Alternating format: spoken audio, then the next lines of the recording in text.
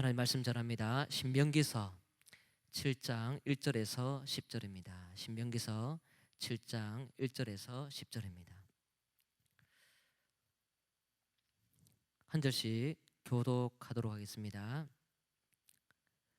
내 하나님 여호와께서 너를 인도하사 내가 가서 차지할 땅으로 들이시고 내 앞에서 여러 민족 헷 족속과 기르가스 족속과 아모리 족속과 가나안 족속과 브리스 족속과 휘 족속과 여부스 족속 곧 너보다 많고 힘이 센 일곱 족속을 쫓아내실 때에 내 하나님 여호와께서 그들을 내게 넘겨 내게 치게 하시리니 그때에 너는 그들을 진멸할 것이라. 그들과 어떤 언약도 하지 말 것이요 그들을 불쌍히 여기지도 말 것이며 또 그들과 혼인하지도 말지니 내 딸을 그들의 아들에게 주지 말 것이요 그들의 딸도 네 며느리로 삼지 말 것은 그가 내 아들을 유혹하여 그가 여호와를 떠나고 다른 신들을 섬기게 하므로 여호와께서 너희에게 진노하사 갑자기 너희를 멸하실 것임이니라. 오직 너희가 그들에게 행할 것은 이러하니 그들의 제단을 헐며 주상을 깨뜨리며 아세라 목상을 찍으며 조각한 우상들을 불사를 것이니라. 너는 여호와 내 하나님의 성민이라. 내 하나님 여호와께서 지상 만민 중에서 너를 자기 기업의 백성으로 택하셨나니 여호와께서 너희를 기뻐하시고 너희를 택하심은 너희가 다른 민족보다 수요가 많기 때문이 아니니라. 너희는 오히려 모든 민족 중에 가장 적으니라. 여호와께서 다만 너희를 사랑하심으로 말미암아 또는 너희의 조상들에게 하신 맹세를 지키라 하심으로 말미암아 자기의 권능의 손으로 너희를 인도하여 내시되 너희를 그 종되었던 집에서 애굽 왕 바로의 손에서 속량하셨나니 그런즉 너는 알라. 오직 내 하나님 여호와는 하나님이시요 신실하신 하나님이시라.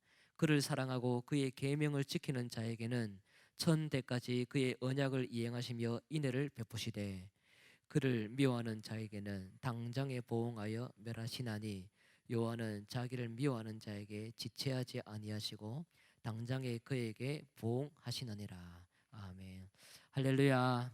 새벽에 나오신 여러분들 주님의 이름으로 환영하고 축복합니다.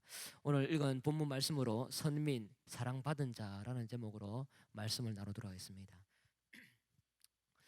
교회에 부임해서 가장 기뻐할 때가 언제냐면요, 서먹서먹할 때 누군가가 찾아와서 밥 먹으러 가자라고 말할 때 저는 굉장히 기쁩니다.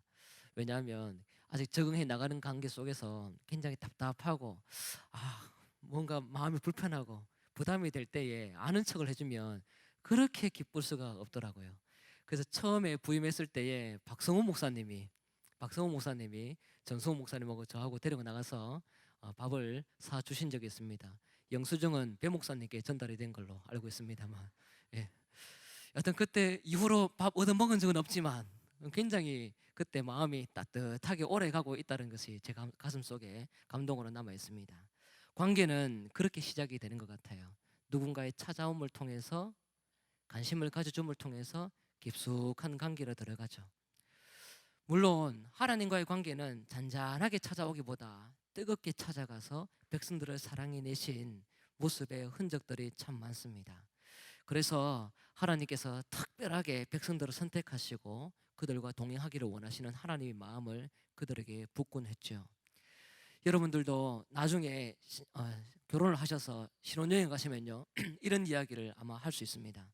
제 주변의 친구들이 그런 이야기를 했는데요, 저희 가정은 안 했습니다만, 첫날 밤에 자기 전에 옆에 아내 있고 남편이 있을 때에 아내가 이렇게 묻는답니다. 나만 바라봐야 돼. 한눈 팔면 죽어. 제가 말한 게 아니고 제 주변에서 그렇게 말을 했습니다. 그런 것을 통해서 끊임없이 자기 사람화시키고 싶은 욕심이 아내에게는 있는 것 같아요. 보통 여자들이 그런 말을 많이 하더라고요. 결혼이라는 것, 언약식을 갖는 것, 특별한 그 관계를 맺는 것은요, 사랑하는 것도 참 중요하지만 그 관계를 맺는 즉시 서로에게 종속되기를 기뻐하는 마음으로 자기를 드리는 것이라고 표현해도 과하지 않을 것 같습니다. 사랑이라는 관계는 가볍게 낭만적으로 기쁠 때 좋은 어떤 표현으로 나아가는 것이 아니라 서로에게 끊임없이 희생되어 주고 맞춰줌을 통하여서 하나님께서 주신 아름다운 관계를 유지해 나가도록 책임감을 가지고 감당해내는 것, 그것이 깊은 관계, 언약의 관계, 또 결혼의 관계라고 이야기를 할 수 있습니다. 하나님과의 관계도 마찬가지입니다. 하나님께서는 백성들을 사랑하셔서 그들을 구원해 내시고 가나안 땅으로 인도해 나가고 계십니다. 이 오늘 읽었던 본문은 신명기서기 때문에 아직 가나안 땅에 들어간 것은 아니었지만, 가나안 땅에 들어가면 내가 너희를 사랑했기 때문에 다른 어떤 것에 있어서는 일체 관심을 갖지 않으면 좋겠다라는 마음을 가지고 이렇게 말씀을 합니다. 일곱 족속 헷, 기르가스, 아모리, 가나안, 브리스, 히위, 여부스 족속, 너보다 많고 힘이 많은 족속들이 분명히 있는데 그거 내가 다 무찔러 줄게. 다 무찔러 줄게. 대신에 내가 쫓아내고 무찔러 줄 때에 너희들이 해야 될 일들이 있는데 그때에 그들과 언약도 맺지 말고 불쌍히 여기지도 말고 사돈관계도 절대로 맺지 말거라 라고 이야기를 합니다. 그렇게 했다가는 너희들이 유혹을 받아서 그들을 섬기고 있는 신들을 너희들이 섬길 수 있기 때문에, 그리고 나를 떠날 수 있기 때문에 그로부터 끊임없이 차단해내는 작업과 훈련을 너희들 해야 된다라고 하나님께서 명령을 하고 있습니다. 그렇게 안 하면 너희들을 바로 내가 멸해 버릴 거야. 굉장히 무섭죠. 멸하지 않으면 졸지에 하나님으로부터 멸함당할 수 있는 존재가 이스라엘 백성들로 부름받은 사람들입니다. 그래서 너희들 그곳에 가면 제단을 헐고 주상을 깨뜨리고 아세라 묵상을 찍고 조각한 우상들을 다 불살라 버려야 돼. 그것 하지 않으면 너희들이 그렇게 당할 거야 라고 이야기를 합니다. 가나안 일곱 족속들이 만든 모든 우상들은 사실 우리가 잘 알고 있는 것처럼 자신의 욕심을 위해서 만든 것입니다. 이미 주상, 그리고 조각한 우상, 목상, 이 모든 것은요 사람의 수공물, 사람이 친히 만들어서 만들어 놓은 어떤 모양 형체로 존재할 뿐이죠. 사람의 손에 의해서 존재하고 사람의 마음이 거기에 담겨져 있는 우상물에 불과합니다. 그렇기 때문에 사람이 친히 없앨 수도 있어요. 원하지 않으면 없앨 수도 있습니다. 그런 것은 전부 다 자기 욕심과 자기의 어떤 삶의 안정을 위해서 만들어 놓는 것이기 때문에 어떤 이웃을 위한 어떤 목적을 위해 존재하는 것은 절대로 아닙니다. 그러나 하나님께서 이스라엘 백성들을 선택하시고 그들을 불러내시고 그들에게 복을 주실 때에는 특별한 목적과 사명이 있었는데, 그 사명이 창세기 18장 19절에 보면 하나님께서 아브라함에게 이런 사명을 주신 적이 있습니다. 내가 그로 그 자식과 본속에게 명하여 여호와의 도를 지켜 의와 공도를 행하게 하려고 그를 택했다. 다른 사명이 아니라 여호와의 도를 지켜 의와 공도, 그 말은 정의와 공의를 감당하여 하나님 말씀을 지키는 백성, 그런 세상을 바르게 통치하는 하나님의 살아있는 그런 모습들을 너희들이 구현해야 돼. 정의와 공의는 나를 위해서 존재하는 것이 아닙니다. 옆에 함께 살고 있는 백성들, 모든 여자나 남자나 빈부귀천, 남녀노소 상관없이 모든 사람이 공평하게 하나님의 사랑을 받아야 될 똑같은 자리에 있다는 것을 기억하면서 거기로부터 차등을 당하는 그런 일들이 없도록 끊임없이 옆에서 살피고 정의롭게 공의롭게 감당해야 되는 그 사명, 그 일들을 하도록 하나님께서는 말씀을 아브라함에게 주셨고 또 이스라엘 백성들에게 율법을 주셔서 모든 백성들이 형평성 있는 하나님의 사랑 가운데 거하도록 그들을 불러두신 것입니다. 그것이 바로 이스라엘 백성들이 하나님을 믿고 있는 사명이고 그들이 부여받은 하나님의 높은 소명이기도 한 것입니다. 그런 모습들을 잘 감당해야 되는 반면에 가난한 사람들은 반대로 자기들을 위한, 자기들의 삶의 안녕을 위한 그런 모습만 존재할 뿐이에요. 굉장히 다른 것이죠. 사실 사명 자체가 다르고 삶의 존재의 목적과 이유가 굉장히 다른 것입니다. 그러나 이사야서를 잘 읽어보면 이런 모습들이 백성들 속에서 많이 무너진 것을 보게 됩니다. 그래서 백성들의 모습들이 소돔과 고모라 같다라고 이야기를 하고 정의가 무너졌다고 이야기를 하고 공의가 사라졌다고 이야기를 합니다. 자기 배를 위해서 살아간 것이, 사실 특별하게 보여지는 어떤 우상을 숭배한 것은 아닌지 몰라도 그들 마음에는 하나님을 섬기는 것처럼 보이지만 궁극적으로 그들 속에는 하나님이 없는, 보이지 않는 하나님을 섬겨야 되는데 보이고 있는 우상을 숭배하고 있는 것처럼 살게 되는 그런 모습을 보게 됩니다. 찍었지만, 불살랐지만 그들 속에 찍히지 않은 그런 모습들이 많이 있다는 것을 보게 되는 것이죠.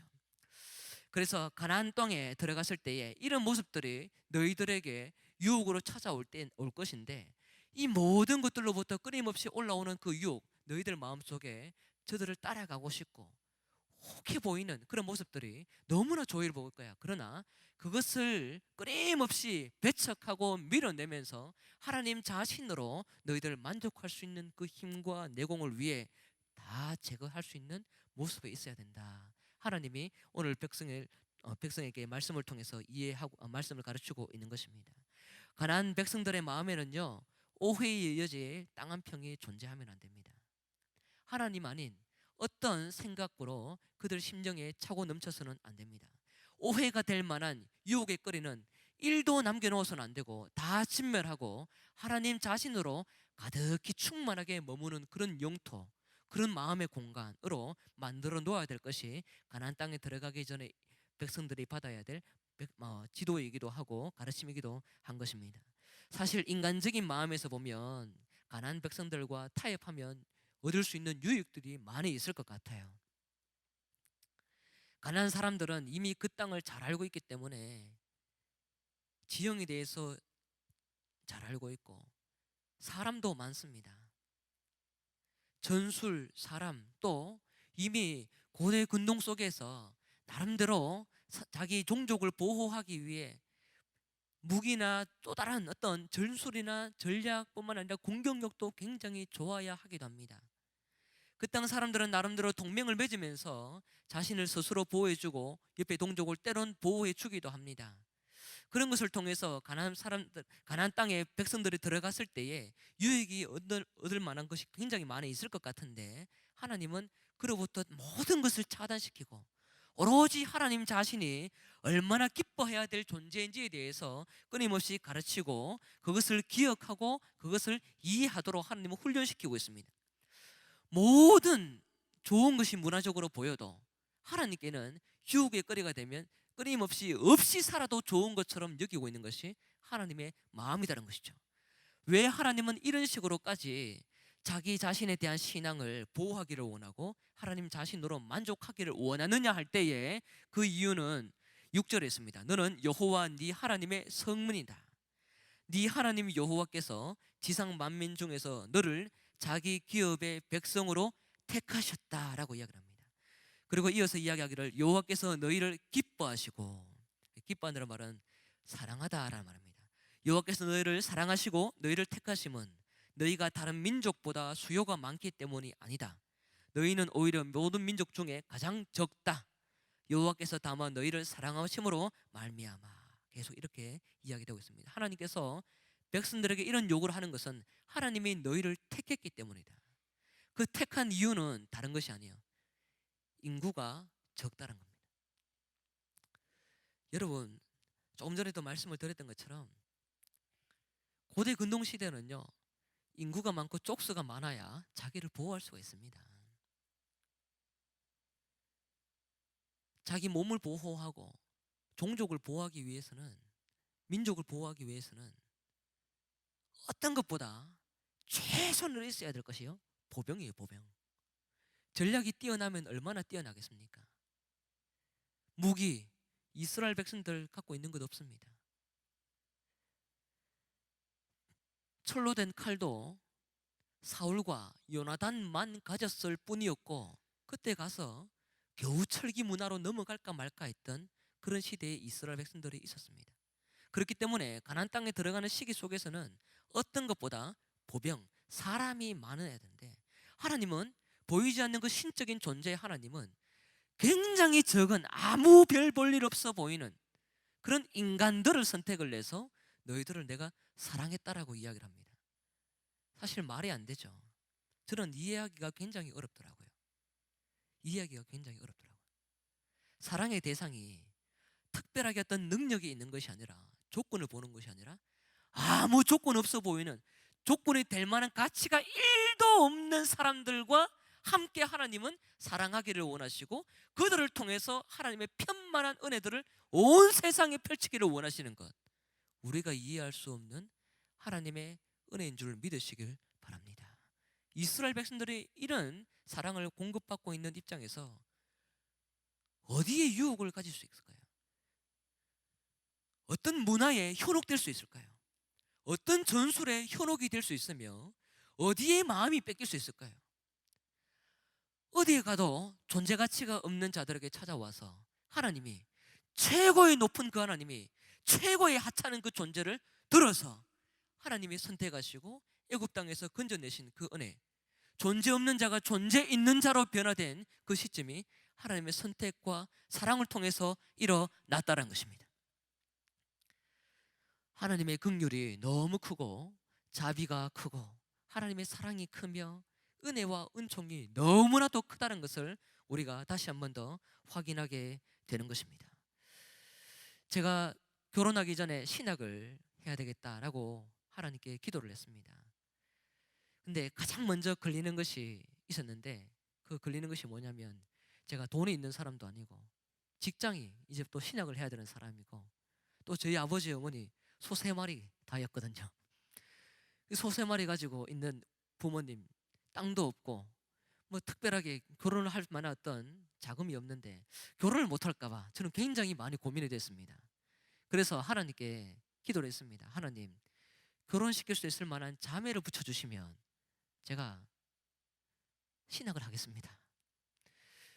못 먹고 사는 건 하겠는데 결혼은 꼭 하고 싶더라고요. 하나님께서 만나게 하셨어요. 지금 집사람은 아닙니다. 그래서 만났습니다. 그렇게 해서 빼도 박도 못하게 하나님이 신학을 하게 하신 다음에 집사람을 만나게 하셨어요.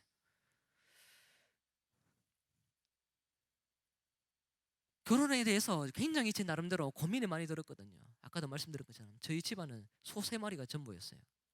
아버지는 제가 신학할 때쯤에 농사를 짓기 시작했는데 땅을 갖고 있는 것이 아니라 소작을 하셨습니다.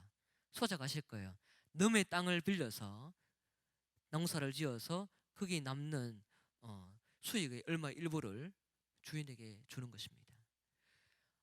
부모님이 돈이 있는 것이 아니었기 때문에 대출을 조금 받기도 하고, 또 나중에 소득이 생기지 않을까 기대심을 갖고 그렇게 시작을 했습니다. 농사가 또 그렇게 잘 되어진 건 아닌 것 같아요. 그런 가운데서 누가 내 같은 못난 사람하고 결혼해 줄까? 근데 나중에 아내가 저를 구제해 주더라고요. 굉장히 기뻤죠. 소 3마리 다 팔아서 결혼했습니다. 아무도 저를 사랑해 주지 않을 것 같고 또 그다지 재미도 있는 그런 사람도 아닌데, 좀 무언가 놔둘 만한 어떤 그런 끈덕지가 없는 사람인데 함께 선택하고 함께 서로 사랑해 준다라는 것이 저한테는 굉장히 큰 충격이었고 굉장히 큰 은혜였고 사랑받았다라고 지금 자부합니다. 하나님께서 이스라엘 백성들을 사랑하는 조건이 그런 거예요. 누구도 집중해 주지 않습니다. 누구도 관심 가져주지 않습니다. 스스로 살아남아야 되는 그런 시대 속에서 누군가가 한 민족을 선택을 해서 한 민족과 더불어서 신이 가지고 있는 놀라운 그 속성을 전하기를 기뻐한다라는 것, 그 사명을 주고 그 사명을 부여해서 함께 동고동락하면서 살아가겠다라고 약속하고 다짐하면서 살아가는 하나님의 높으신 계획이 하찮은 백성들에게 주어졌을 때 얼마나 큰 은혜를 받았다고 생각을 하고 있을까요?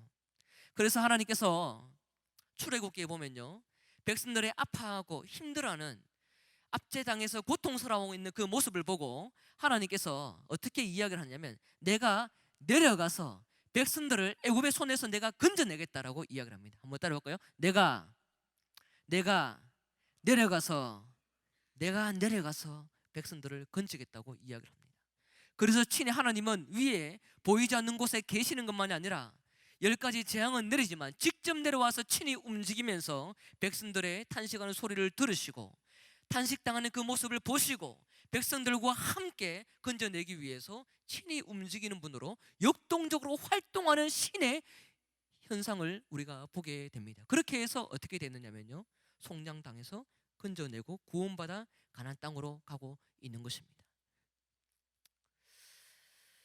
그런 하나님은 가만히 계시면서 일을 하시는 분이 아니라 끊임없이 동행하시고 함께하시고 사랑해낸 것에 책임을 지시는 분, 사랑에 목숨을 걸고 자기 생명을 다해서 자신의 사명, 백성들과 동고동락하며 구원해내는 일을 기뻐하시면서 자신의 뜻을 반드시 이루어내시는 분이 여러분이 믿고 제가 믿고 있는 하나님인 줄 믿으시길 바랍니다. 그 하나님은 자신의 약속에 생명을 반드시 던지는 분입니다. 그래서 오늘 읽었던 이 내용 속에 9절을 보시면요, 그런즉 너는 알라 오직 네 하나님 여호와는 하나님이시오 신실하신 하나님이시다 라고 말합니다. 자신의 백성들과 함께 했던 그 약속, 그것을 과거의 약속으로 내버려 두는 것이 아니라 끊임없이 그 약속이 오늘도 유효할 수 있도록 약속을 위해 백성들과 함께 하시고, 또 가나안 땅에 들어갔을 때에도 그 땅의 백성들을 가만히 내버려 두는 것이 아니라 그 백성들과 함께하고 있다는 것을 친히 보이기 위해 모든 백성들, 일곱 족속, 완전수 일곱 족속을 친히 무찔러 내시면서 약속을 성취하고자 친히 작정하시고 움직이시는, 결심하시는 그 하나님, 그 하나님은 약속에 신실하게 반응을 하고 있는 것입니다. 그 약속을 위해서라면 자신의 명성과 자신의 열심과 시간과 모든 에너지를 소비해서라도 친히 백성을 살려내기를 기뻐하는 분, 그것이 바로 신실하게 일을 하고 계시는 하나님의 모습이다라는 것이죠.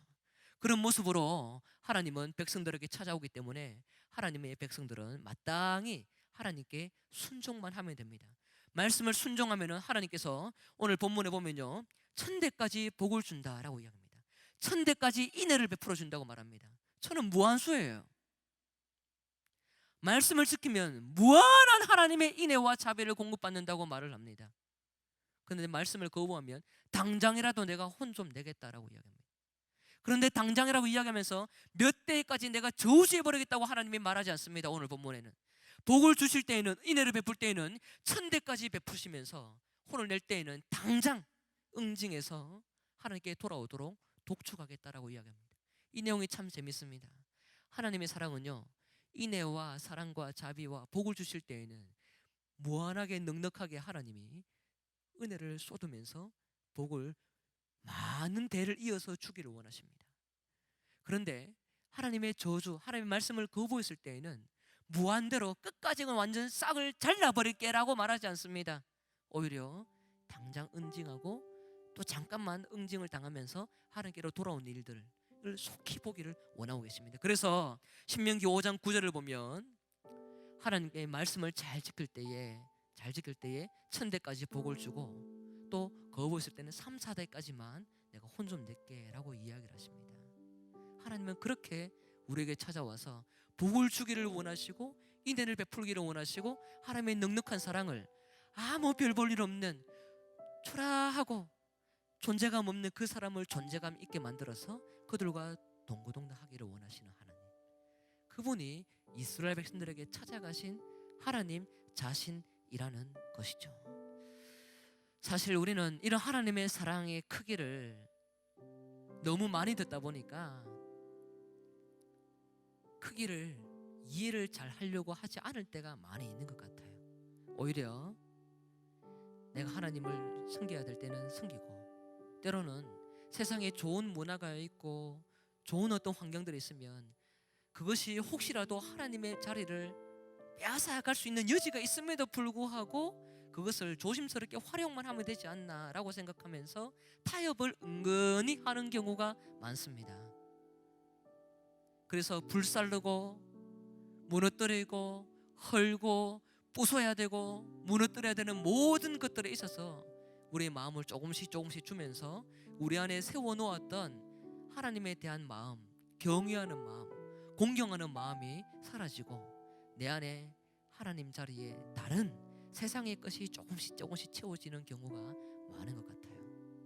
저는 여러분들에게 감히 조금 도전을 하자면요, 세상에서 많은 좋은 것을 우리가 현혹될 수도 있고 또 좋아할 수도 있지만 그것이 없다 한들 하나님 한 분만으로 굉장히 만족하면서 살아갈 수 있는 그런 신앙의 여유를 여러분과 제가 가지면 얼마나 좋을까 한번 생각해 봅니다. 세상보다 때로는 달란트가 뒤처질 수도 있어요. 물론 달란트를 활용을 해서 전문성을 가져야 됩니다. 반드시 그래야 됩니다. 그런데 하나님을 섬기다 보면 항상 모두가 또 그렇지는 않은 것 같아요. 모두에게 전문성이 있지만 또 누구에게는 도태되는 부분이 없지 않아 있는 것 같더라고요. 그 부분에 있어서 우리가 잘 되지 않는 그 영역, 못 채운 그 영역에 그것을 통해서 목말라 하면서 거기에 목숨을 또 거는 모습보다 때로는 잠시 하나님에 대한 신앙을 돌아보면서 하나님을 찾는 그것에 대한 마음의 진지함을 여러분 자신이 조금 더 가지면서 기도하면서 살아가는 모습이 되면 얼마나 좋을까 생각이 듭니다. 이 시간 기도하실 때에 하나님, 나를 선민 거룩한 백성으로 별 볼 일 없는데 선택해 주신 건 너무 고마워요. 너무 고맙습니다. 이 고마움에 내가 반응하기 위해 말씀으로 순종하고 조금 더 하나님 자신으로 나를 꽉꽉 눌러 채워서 천대까지 하나님의 인애가 미치는지 하나님, 내가 보게 주세요. 여러분의 신앙 속에서, 나의 신앙 속에서 하나님의 자신으로 채워질 때, 주님 재림하실 때에 정말 우리가 듣게 되어야 될 착하고 충성된 종아, 하나님의 공의와 정의를 바르게 실현했을 때에 하나님께서 우리에게 주실 그 칭찬에 대한 말씀, 그것이 멀리 있는 것이 아니라 내 안에 날마다 새겨져서 오늘 살아있는 말씀으로 나에게 역사하시고 나를 인도하여 주시옵소서. 그렇게 여러분 자신을 위해, 신앙을 위해서 한번 기도하면서 나아가도록